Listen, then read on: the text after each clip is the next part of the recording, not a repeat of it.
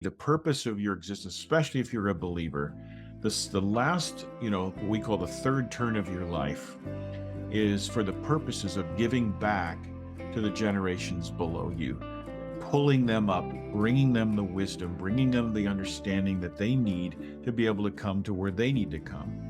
And we're always one generation away from losing that wisdom. Right. And so we have to, in this last turn of our lives, these last 20, 30 years we've been given, to pull the next generation forward.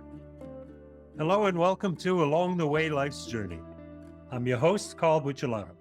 Our guest today is John Erickson, chair of the Convene Masterminds Group, a Christian-based group of entrepreneurs and business leaders. John is a new Convene Advisory Board chair. He joined the team because he is passionate about growing, thriving leaders. John says he wants to bring you tangible value as a Convene Board member and to walk with you wherever God is taking you together. John lives in Lafayette, Indiana, the home of Purdue University, which was his undergrad alma mater, a former engineer with the U.S. Navy and naval aircraft development, and served with the U.S. State Department, traveling with the Secretary of State and developing security protocols for U.S. embassies around the world. During that time, he and his family lived in Kenya and Israel and traveled extensively in Africa, Asia, Europe, and the Middle East. John's government and international experience provide a unique worldview and an ability to understand the events around us with a broader perspective. John encourages leaders to develop a wider view of the world beyond their immediate life and circumstances. In the second phase of his career, he is a graduate of Trinity International University in Chicago, where he earned his doctorate in practical theology. Some of his writings include Three Paths of Paradise, a book which explores the root motivations behind our desires and decisions, especially in the face of stress or pain. Its central idea drives passion for supporting leaders. You will either flounder or flourish in every relationship, depending on how well you know your own heart. An important part of John's relationship with leaders has been showing them how to understand and deepen their hearts for God, their families, and their workplace. Please welcome John Erickson. John, it's a delight to have you here today. It's wonderful to be with you, Carl, as well. You know, I was reading that intro to you, and I thought to myself, this is a Christian James Bond. Yep, you're exactly right. Better be careful. My wife insists that I'm actually still a spy. So, well, I knew I heard the little CIA in there somewhere. Yeah, well, that was a former life. Yeah. Now I do something very different. I take care of people's hearts. But that's been a passion since I became a believer when I was in college at Purdue. Even though I got an engineering degree and I worked for the Navy and the State Department, went to seminary, was a pastor for a while, taught at seminary for a while. My passion during that whole time has always been building what I call emerging leaders, the leaders for the next generation. So it's fun to be in this part of my life now. You know, we have all these experiences in our life, and I tell all of the young guys that I mentor, don't worry so much about the first job you get, because 100 years from now, it's really not going to matter, you know? What's going to matter is that you had all these experiences, and when you got into your 50s and 60s, now you can give it all back. Right. You know, you can give it to the next generation. You really don't become that useful in life till you hit about 60. So as you and I both know. Oh, I learned that lesson 20 years ago. So I just turned 61, and I feel like I'm finally doing exactly what I love to do every day, which is to help leaders develop healthy hearts, to build great companies. I moved my ministry out of the church in a way, out of the formal organized church, and I moved it into the marketplace about 15 years ago. Did that in Eastern Europe for a while, building companies and teaching emerging leaders in the Balkan area, and then here in Indiana and Chicago, and now really my Convene group, because it's virtual, I have members from across the United States, even in London and Macedonia. So that's wonderful. We build leaders from across the country, and I feel like, man, I finally hit my niche. You know, this is what I love to do, and I would, you know, I feel like, as when you're working, if you can do every day what you would do for free, you're doing the right thing. That's right. And That's right. so it's fantastic. Uh, I absolutely agree with that. Many, many years ago, probably more than you realize, in the late 70s and early 80s, I was part of a group of entrepreneurs around the country that put a group together called Christ in the Marketplace. And Hmm. we did very similar things to what you're talking about. It was not a formally organized group, but organized enough that we had uh, businessmen's breakfast, and we organized different groups of people around the country, so that recognizing that to whom much is given, much is expected. We Yeah. knew we had to give back to our community, and so we did so. It's fantastic. I don't know if you can see this. I'll reach over here and grab this. But there's a sculptor that's friends with us at Convene, and he created this Oh, that's sculpture. beautiful. And as you can see, it's a cross Yes. in the middle of the city. It's Christ in the marketplace, Right. and it has the Hebrew word across it. It says Hineni, which means I am here, or here I am. And so Convene's purpose is to raise the cross at the center of the marketplace. So they gave us, the sculptor made these, and at the last meeting we had, they gave each of us chairs one of those. And it represents the power of the heartbeat that we have, that every day, wherever you work, whether you're a mom at home, or whether you're a business person, whether I just talked to a guy today who's the manager of a company that fixes people's heating and cooling, their boilers. He's literally a boiler maker, like Purdue. Works out in California, but every day he gets the chance to talk to people and demonstrate who Jesus is to them, and to people that would never walk in the front door of a church, that would never, come to your Bible study, Right. but you get the opportunity to have an interaction with them. And so that's what I tell all of my guys that I'm mentoring. I tell them, you know what? You never have a trivial conversation. You may have a simple one. You may have one that is about something that's, not that critical, but you never have a trivial one, because when you carry Jesus around with you, you can show every person you meet eternity. And you can raise the eternity up that's inside them and help them see it. So, Completely agree. yeah. Completely agree. I I think that more and more people of our generation, I'm a little older than you, but those of us who are seniors at this point in our life, become to realize that we have been given such a vast amount of experience and knowledge. We owe it to the next to generations following us to teach them to speak, to come out forward and do your share, because the schools and the government are doing the direct opposite. If we Yeah. don't do some counteraction, it'll be lost forever. So we have to get out there and take a counteraction. And We're always one generation away from losing both the church, really, and from losing the leadership of the nation, losing the leadership of the people around us. You're always that's a one paraphrase. generation away. That's a paraphrase of what Ronald Reagan used to say. Yeah. I was on his advisory board, and I heard him say it firsthand as he was handing me a black jelly bean, and he meant it with all his heart. We're only a generation away from losing our freedom, and losing our freedom to be Christians in this Yeah. world. And freedom is is not cheap, but it's priceless. Yeah. It's the kind of thing that we have to fight for in every generation. And Yeah. I applaud you for doing what you're doing.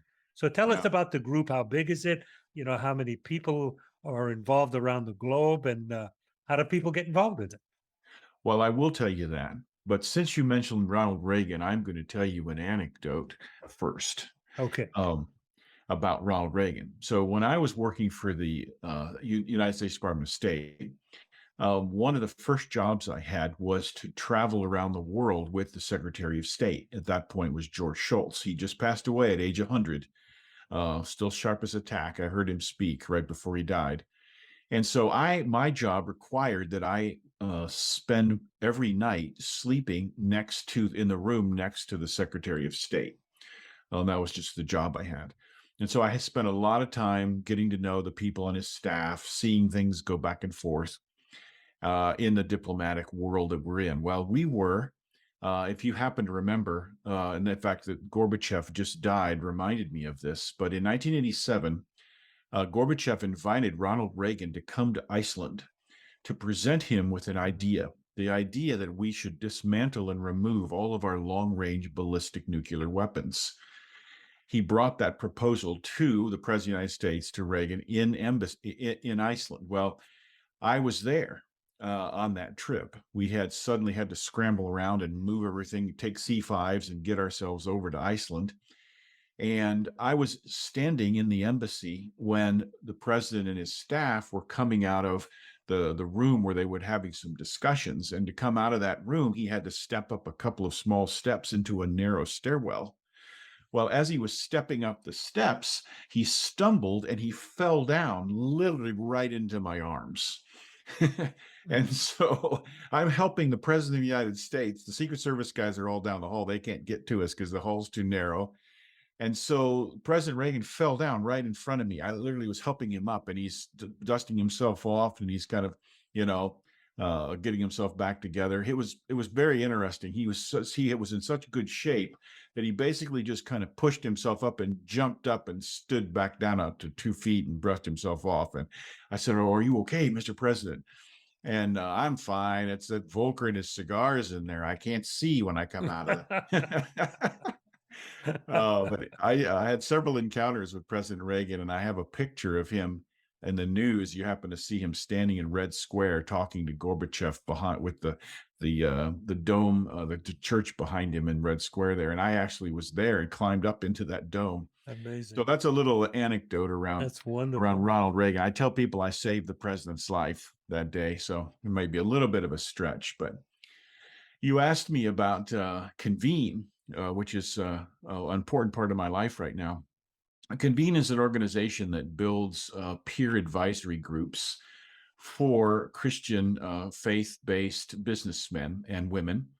The goal is to create a community, and this is not unlike C12 or Vistage or Faith at Work. There's a number of because of the value of having a group of peers that are all business owners or leading businesses together to learn how both to integrate their faith and their work together, so they recognize that their business doesn't belong to them, the resources of their business doesn't belong to them, the people that they lead don't belong to them.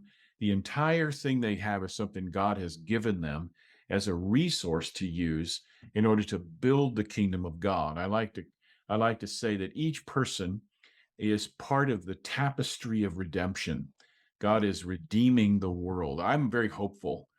Carl, we look at the world around us and everybody says, look, everything's a mess. We're in war. Everything's falling apart. And I'm saying, this is the way the world has been since it began. God has always had us on a track where he knows what's happening and he's redeeming everything around us. And we are agents of redemption. We are threads in that tapestry of redemption that God is weaving. And every action we take is part of that. Well, our businesses are part of that. Absolutely. And so what we do in Convene is we bring Christian business leaders together into groups. If you do it in person, we do it once a month. And if you're doing it like I do, which is they're online, we meet twice a month for a shorter amount of time. And we do several things in the group. We talk about our faith. We have a time where we spend some time in scripture, or a time thinking about, how does God think about us in our business? We have times where we get to know each other. We use something called a trust shield or a check-in, where we make sure that we know what's going on in each person in the group and how their hearts are working. I'm very heart-centered. Where are we at? And then we will, on one of the times, we'll talk about us as leaders. How are you doing as a leader? What skills do you need to become more emotionally intelligent, to become more aware of the people you're leading, to care about them in ways to steward the people that you lead well? That's part of what we do. And then we almost always have something around, okay, what's going on in your business? And we think through all the different aspects of a business, from the human resources side to the financial side, to the sales, to the marketing, to the business growth, to the strategy. We talk a lot about purpose and mission and vision for your business. And then one of the other, and probably maybe the most enjoyable time we have together as a group is what we call opportunity challenges. And so every week or every month, a couple, three of the folks will come with an opportunity or a challenge they're having in their business. And these can be very significant, especially during the last couple of years when businesses have really been trying to figure out hard things like supply chain or the mental health of their employees, or what are they going to do with the downturn of the economy, or what does their financial picture look like? Should they sell their business? Should they grow their business? I mean, hard questions that they're asking, and they bring those to the group. And there were 10 or 12 other folks in the group who all have the same questions, and they're all their different experience. And now you have a dozen advisors to talk with you who love the Lord and who want to bring his perspective to bear. And they all get to speak into that piece of that issue or that opportunity you have. And it is just the discussions that happen around those things are fantastic. I can imagine. It must be wonderful. Our energy power force, it's kind of an accountability group for entrepreneurs and leaders. That's great. Yeah. So it really is. It's probably, of all the different things I've done in business, in the marketplace, and in government service, it's maybe one of the most powerful tools that I've seen to help someone who's trying to run a business or manage a lot of people, or just figure out how to use their business for the kingdom.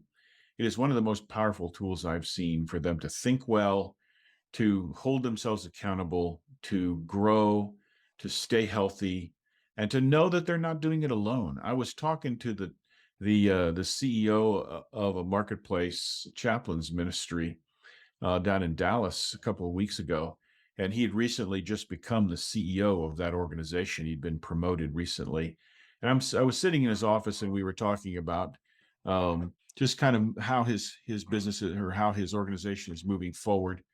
And we were sitting at his conference table, and I looked over to my left, and his desk and his empty chair were sitting over there. And I looked over there and I said, sir, this is a lonely room, and that's probably the loneliest chair in this building.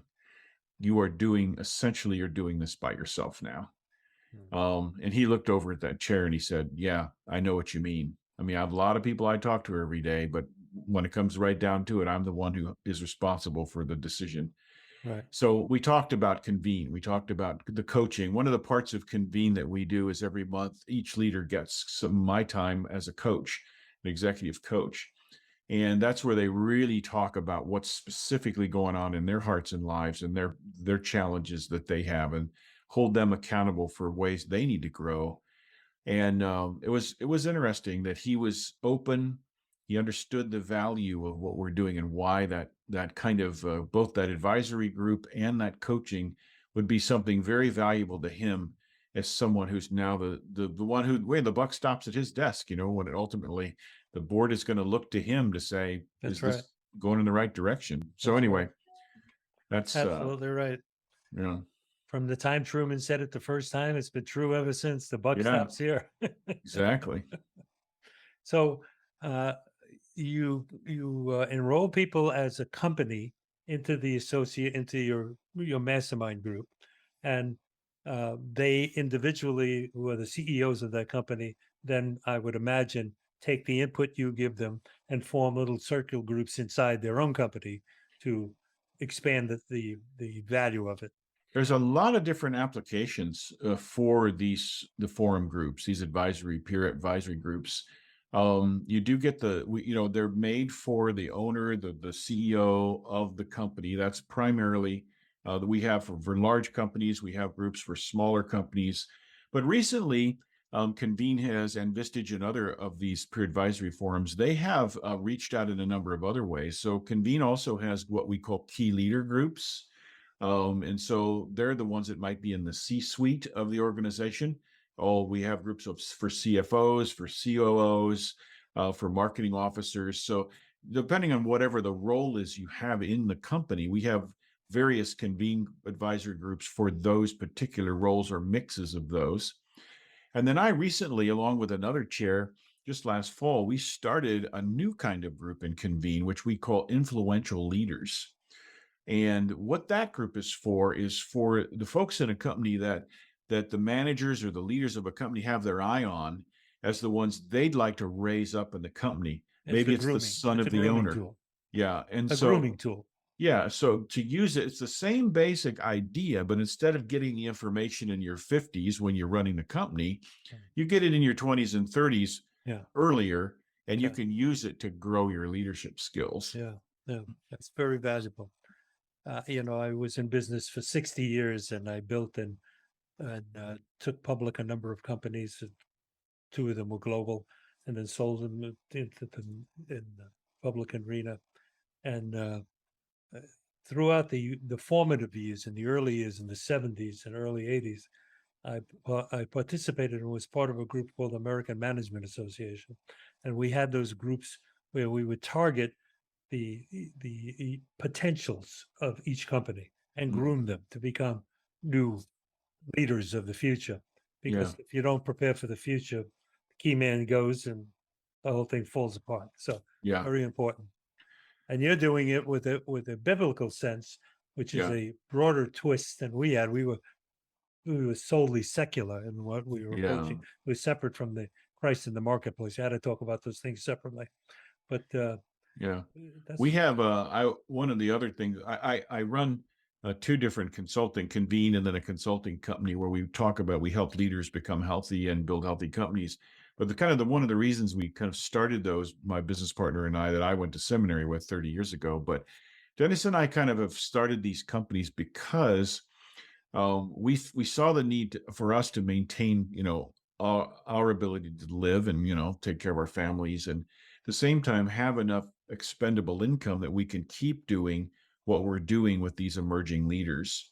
And so probably a third of my time is spent, where I don't get paid, maybe more than that, but I work with these new young leaders, and many of them are entrepreneurs. Purdue University has a very large entrepreneurial program, and they bring a lot of their engineers and their management people, their business and finance people, into an entrepreneurial system that allows them to learn how to start companies or to take the expertise they have and build something new. And so I work with a lot of young people who are in the midst of starting companies. And in fact, I'm in the midst with one guy right now who we've launched him into doing a very interesting online company with media arts. One of the things I tell these guys is there's three things that you have to have. You have to think about at the very beginning of starting a company. Of course, you have a business plan. Of course, you think about your finances and your marketing plan, and your sales plan. But I said there's three things that most entrepreneurial programs don't think about, but you have to build them in from the beginning of your company for you to get it right. The first one is faith.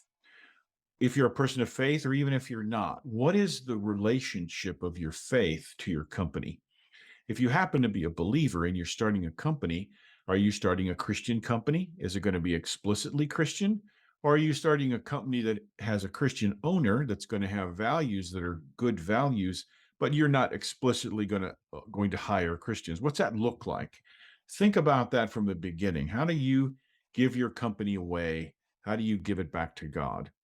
The second thing you have to think about is the health of you as a leader and all of the leaders that you're going to bring on and your company. How are you going to create a healthy place for people to work? I use the acronym SAFE. How are you going to create a safe place? SAFE means secure, acknowledged, free, and empowered.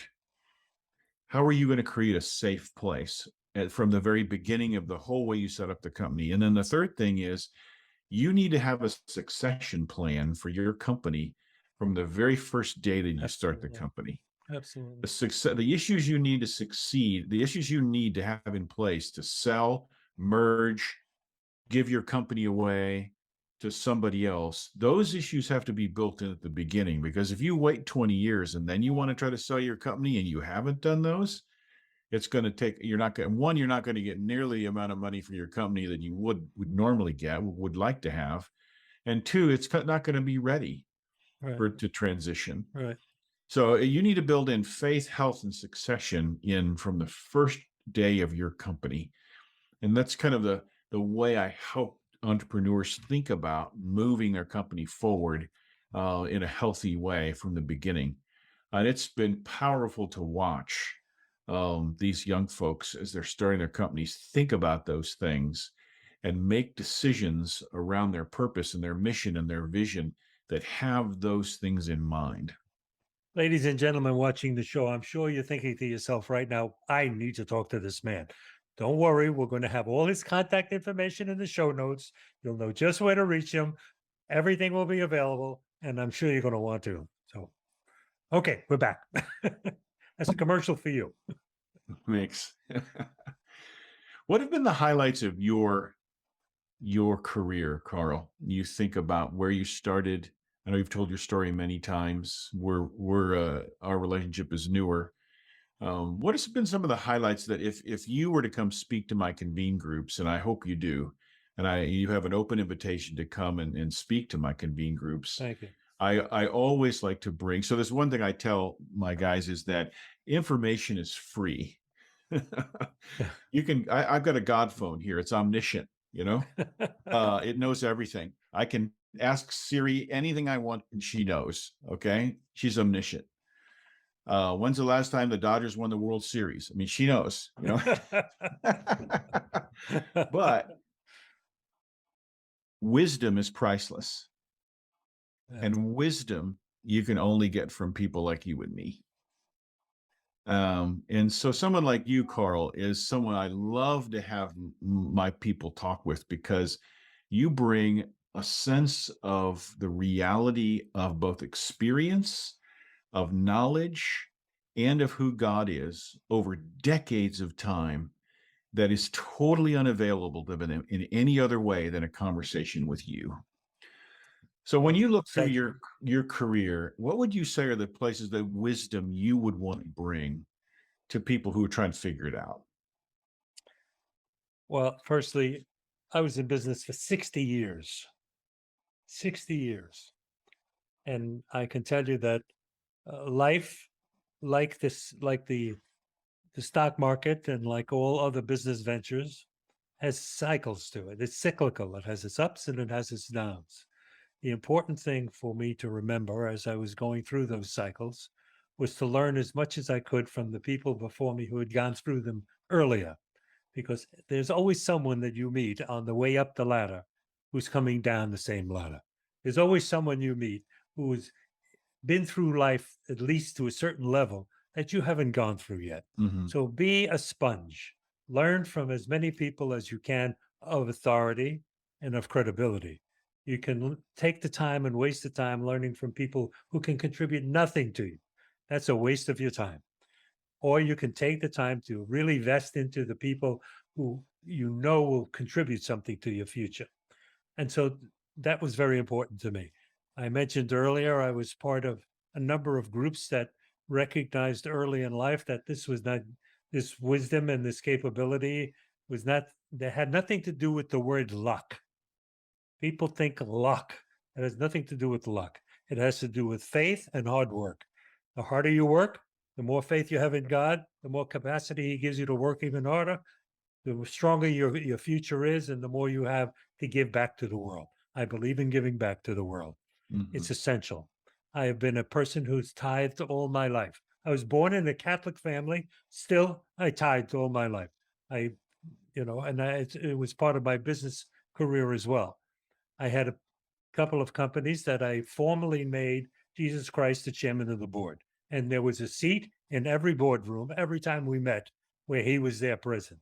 And everyone, whether they believed in him or not, recognized and respected that this was going to be part of our company, and this was going to be part of our future. And I built a couple of very large companies with thousands of employees. I was a member of the National Small Business Administration, and I worked with a number of presidents. I was on the advisory panel for 3 different presidents, for Reagan, Papa Bush, and Clinton. And I am a strong believer that when you have been given opportunities, you have to give them back. You have to get into the marketplace You have to nurture young people, show them ways to grow, give them opportunities for the future, and expect from them to do the same. Don't just think that they'll do it because you've given them something.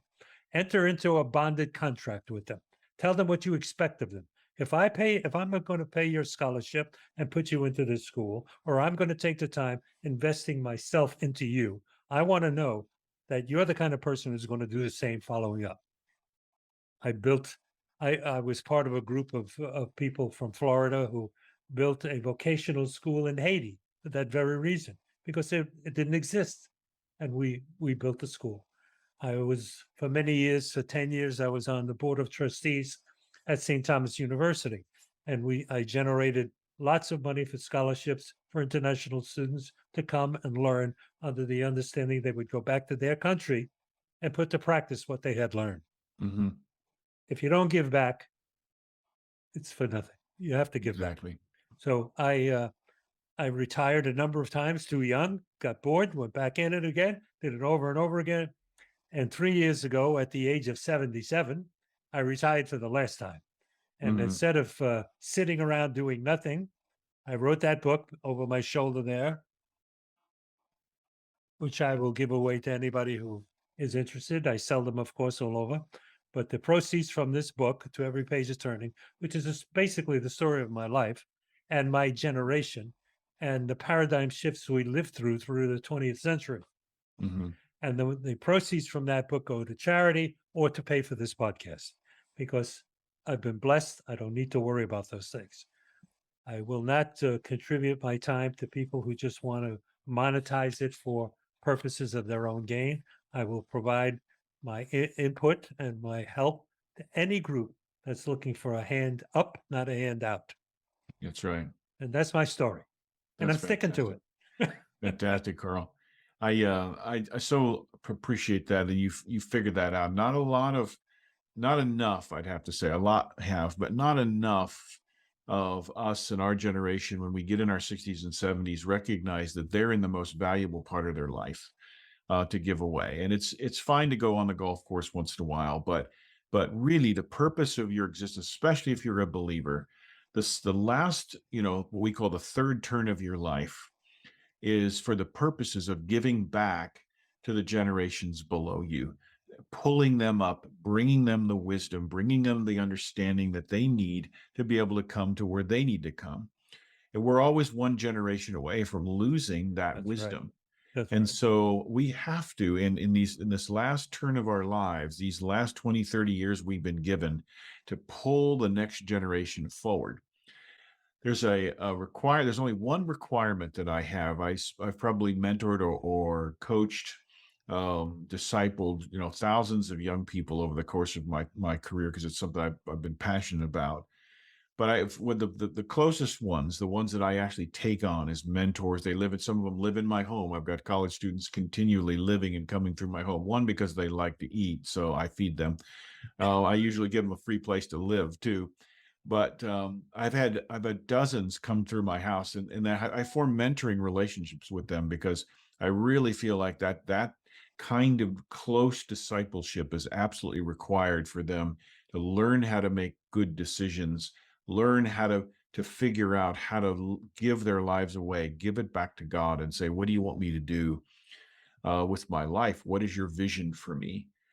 I help them walk through that process. But the only requirement that I have for someone that I'm willing to spend my time mentoring or coaching is that they're teachable. I believe that when you get finished with your life and you look back over your life, there's three pieces that you have to be: teachable, grateful, and generous. And if you've been teachable, grateful, and generous through the course of your life, you know that you've built the kingdom. I say that because Acts 2:42 comes right out of that. The description Luke gives of the early church is that they were listening to the apostles' teaching with glad hearts. They were giving away all they had for those who were in need. They were teachable, they were grateful, and they were generous. Right. And the Lord added to their numbers those who were being saved. The church grew on top of those three characteristics. And I make being teachable, the first and really the only thing I require of anybody who wants to be mentored, because information, as I said, is free. it's easy to get information.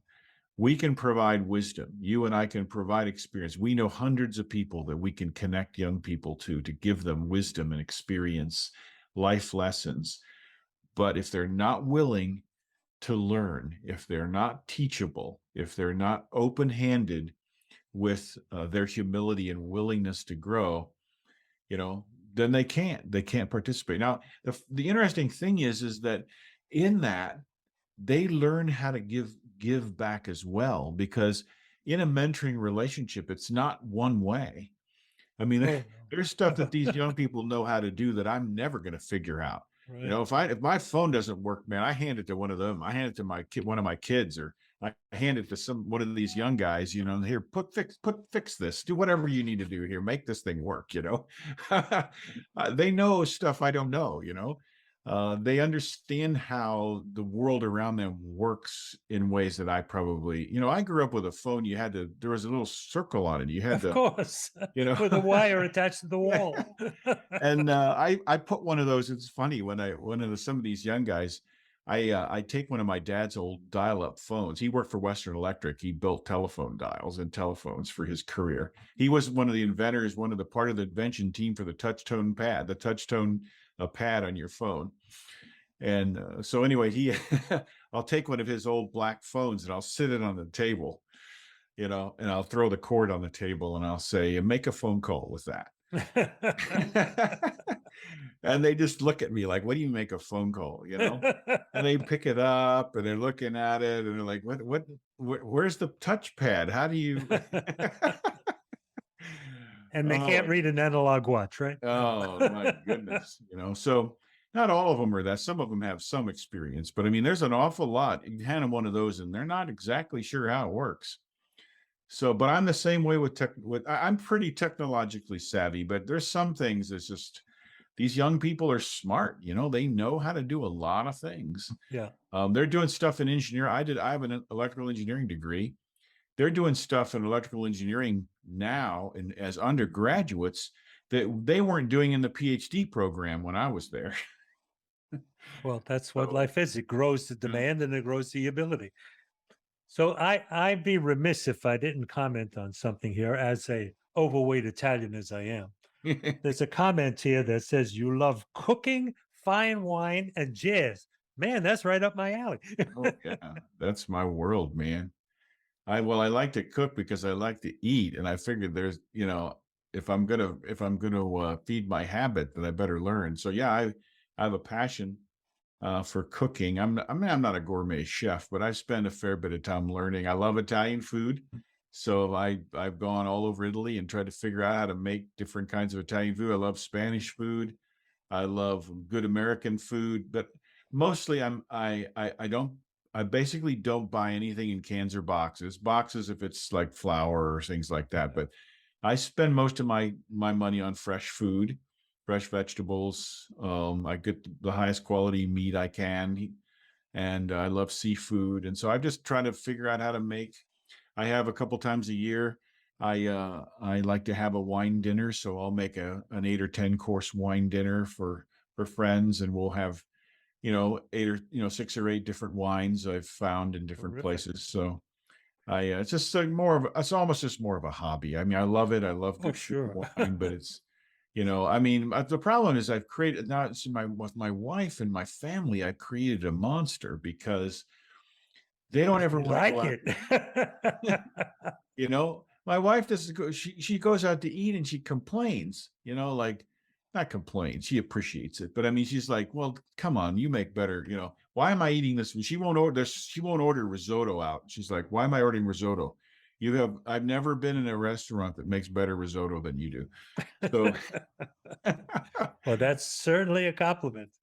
so I'm just saying she won't go out. She's like, well, we'll go out to eat if we have to, but you could make it better, I'm like, I can't cook every day, sweetheart. I need a break.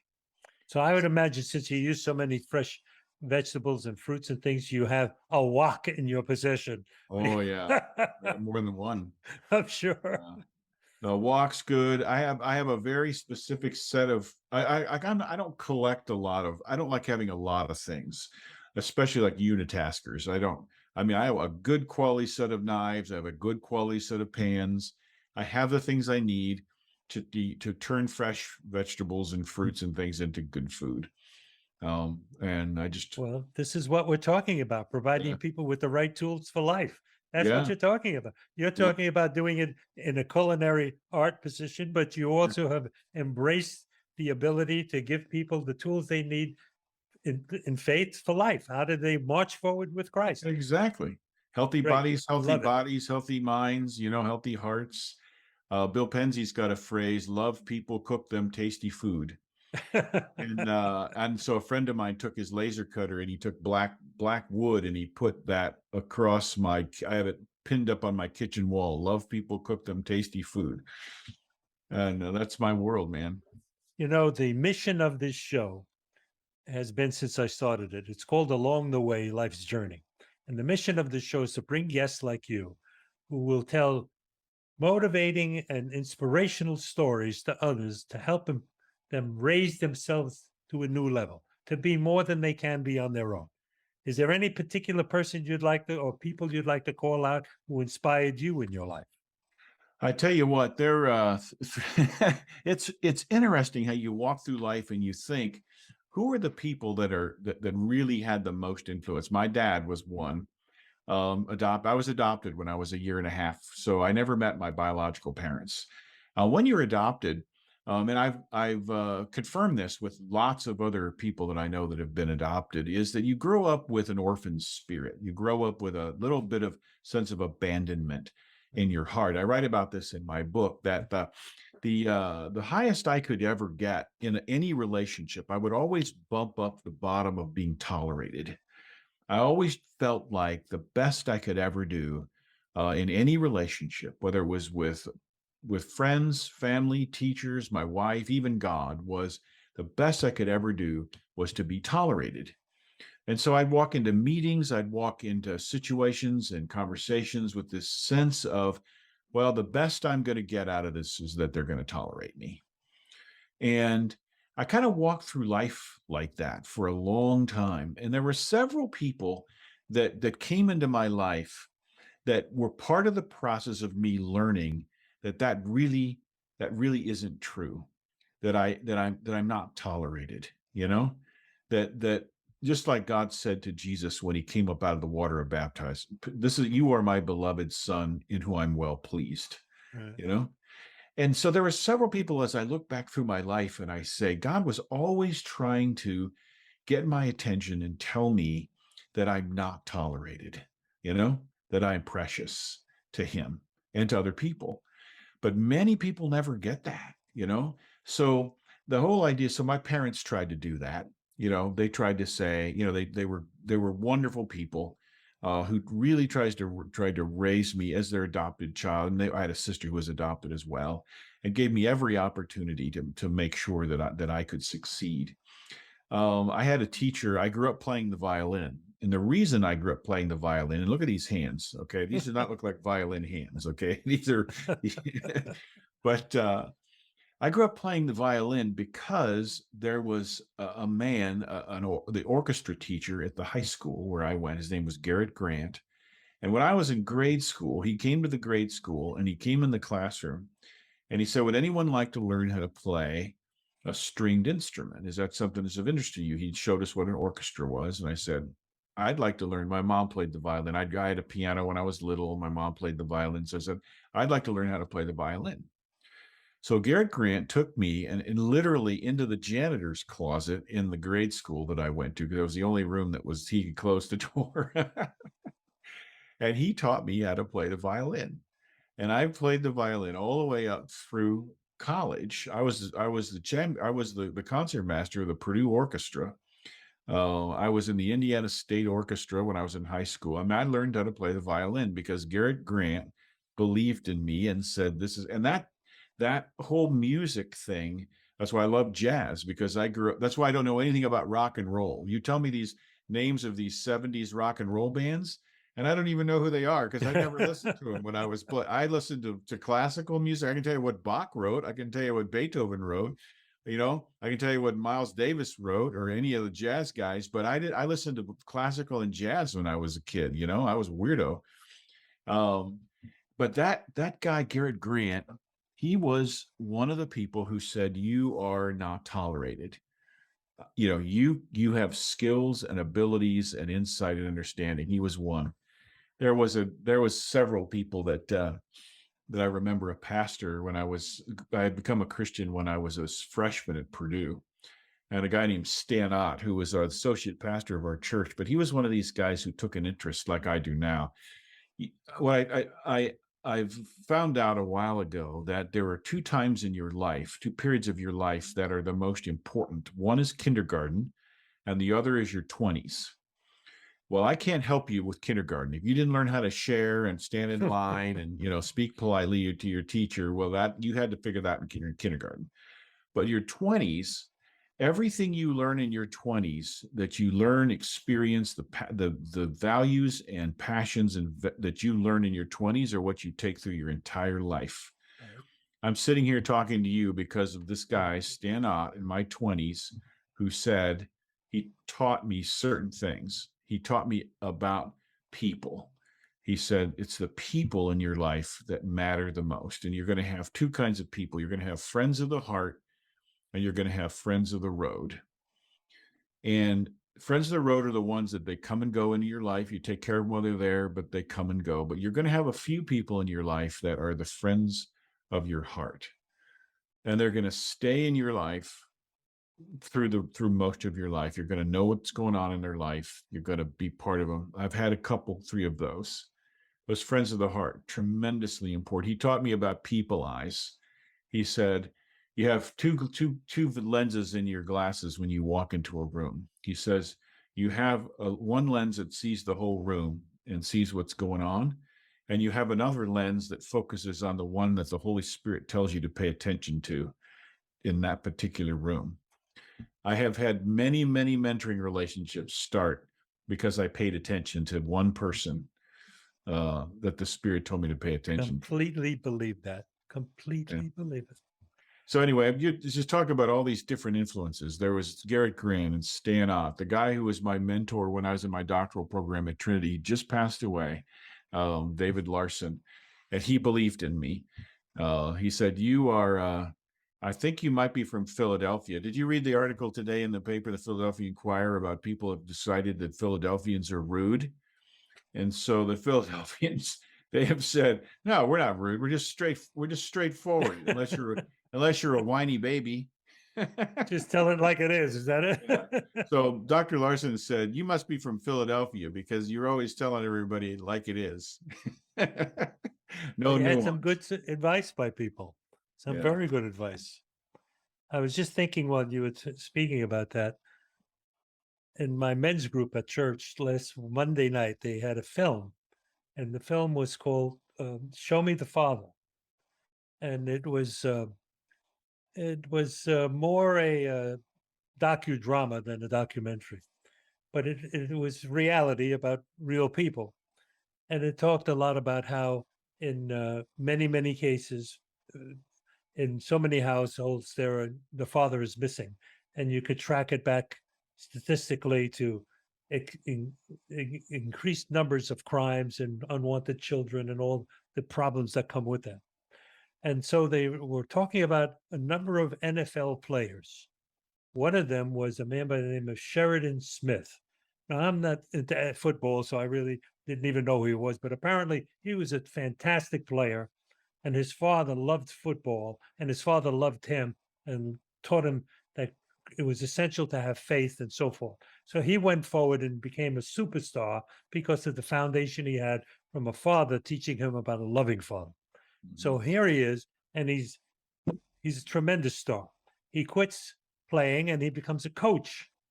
Again, tremendous coach. And he mentors these younger guys that he's bringing up. And one of them is a guy by the name of Deion McLaren or something like that. Again, I don't know football, but this young man who was very hostile to him initially, turns out he's adopted, has no male image in his family. And he says to him, Sheridan Smith says to him, I'm not your father, but I'm going to treat you like my son. and you're going to listen. And he took him under his arm and mentored him and turned the kid to Christ. And he ended up being a fantastic superstar player. And he too went into coaching. Well, he finds out in his 30s that his mother says you were adopted. And he said he never knew he was adopted. So he says, I want to know about my family. So they track it back to this young 16-year-old girl who gave birth in a particular city. And the child's name was not Dilian, of course, it was something else. And he contacts her, and sure enough, he's her son. And he says to her, I really, did my father know? She says, no, he was just a young teenager also. There was no harm done. He just, he didn't know, and I was even pregnant. So he said, well, do you know his name? I'd like to contact him. And DNA proved it was correct. It was Sheridan Smith. Oh my. Sheridan Smith. They got it taken out of his life and put it back in his life. That's great. Tremendous Great story. Tremendous story. I've learned over the course of time that the most influential relationship in your life is your biological father. Whether or not you've ever met the man or don't know him, he could be dead or another place, or you have a good relationship with him. The most influential relationship in your life is your biological father. And I know that as an adopted person, that my biological father, whom I never met, still to this day has a profound influence over my life, just by the fact that I never met him. Yeah. And that is powerful, that idea that if you have to understand what is the relationship to your biological father, because it helps you figure out, one, it helps you figure out why you make a lot of decisions the way you do, but two, it makes your relationship with your heavenly father so much more powerful. I've been tell people that I've been adopted 3 times. I was adopted by my parents, my adoptive parents. I was adopted by my heavenly father when I became a believer. And then when I went over to Croatia, what was the funny serendipitous thing is that my adoptive mother, was a Croatian. And her mother and her father had immigrated now 100 years ago to the United States. And her brother and others who had died were all Croatians. I didn't really pay any attention. My grandmother's laughing at me now from heaven, saying, you should have been paying attention when I was talking to you in Croatian, so you'd know. God sent me in 2005. He sent me over to Croatia to teach in a Bible school there. And I made many Croatian friends over 15 years throughout the Balkan area, and built 2 leadership institutes, taught hundreds of students there, have many, many friends in the Balkan area. And I was there one time, and I'd been telling the story about how my mother was a Croatian, and so this one pastor said, well, you know what we're going to do? We're going to officially adopt you as a Croatian into our family. So I've been adopted now three times, and it is powerful to know that my heavenly father has chosen. So I come back to the story of being tolerated, and the way he proved to me that I wasn't tolerated comes back to probably another influential relationship. I was on the roof of a flat-topped apartment building in San Francisco a few years ago. And two of the young men that I mentored, I'd gone out to visit them, meet them there, and we were spending some time together. And we were sitting on the top at night on this flat-topped building, and I was kind of commiserating the sense of being tolerated and how that worked out in my life, and some other things that happened to me that were difficult. And he got up out of his chair and he came over so suddenly. He's now half my age. He's in his 20s. Comes over and he plunks himself down in my lap, and he grabs my head with his hands, and he says, you are not tolerated, and your heavenly father does not tolerate you. You are precious to him. He forced me to look him in the eyes and say, this is the truth about who you are. This young kid. Now, of course, two guys snuggling on a roof in San Francisco was nothing unusual, but he got off my lap, and the father came to me that night and he said, you're done with that. That's not how you're going to think about yourself anymore. So it's amazing how it took the triune strength of 3 different adoptions and God and this young man nurturing you, for you finally get the message that you're part of the triangle. Yeah. And you're not just tolerated. You're precious. And I think that's wonderful. Yeah. John, I wish we could talk longer, but we're over our time. It's beyond the hour already. It went by so fast. So I do have to close it down. But I want to give you just a couple of minutes to say whatever you'd like to the folks, and then I'll make a closing comment. It's been delightful to be with you, Carl. And I would say, as you said in the introduction, it's the kind of become the centerpiece of my heart, my life, my work with leaders, is that you will either flounder or flourish in all your relationships based on how well you take care of and how well you know your own heart. So be heart forward. God bless. Folks, I want you to know that this is a very important thing for me to say to you. This gentleman was recommended to me by my producer, who I like very much, but he was a young man in his early 30s. And he said to me, you have to meet this man because you two are kindred spirits. You speak the same language. You live so much of the same life. Get to know each other. Things will happen. So I thank you, Mike, for what you've recommended. And I thank you, John, for being on the show. Ladies and gentlemen, you know, we have a new show every Wednesday morning. If you have a guest you'd like to recommend to be on the show, like John, I will interview them. And if appropriate, we'll have them on the show. And I also want to remind you of something else. You have a unique story. Only you can tell your story. No one else can tell it like you can. Tell it to your friends. Tell it to your family. Tell it to your loved ones. Write it down. Speak it from the hilltop, because when it's too late, it's too late. All that value, all that wisdom will be lost if you don't speak it out. And I leave you with one thing that I say every week. Tell someone you love them today. Very important. I love you. John, thanks for being on the show. Thanks for having me, Carl. I really enjoyed having you. Okay, folks, that's it. See you next week. Thank you for tuning into the show. I hope that it resonated with you. It certainly did with me. And I hope it encouraged you to realize the true power of your story. As a reminder, new episodes will be released Wednesday mornings on your favorite podcast apps, and also on YouTube as well.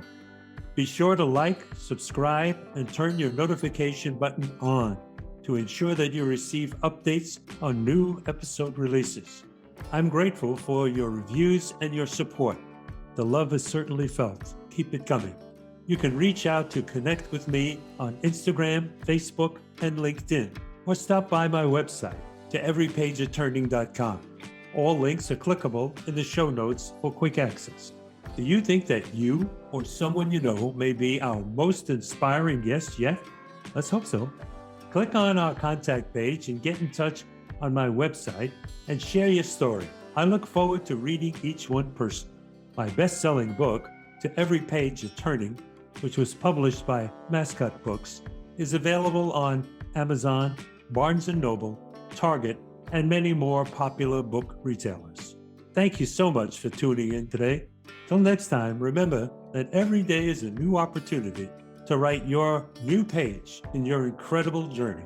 And it is incredible. You're the only one who has it.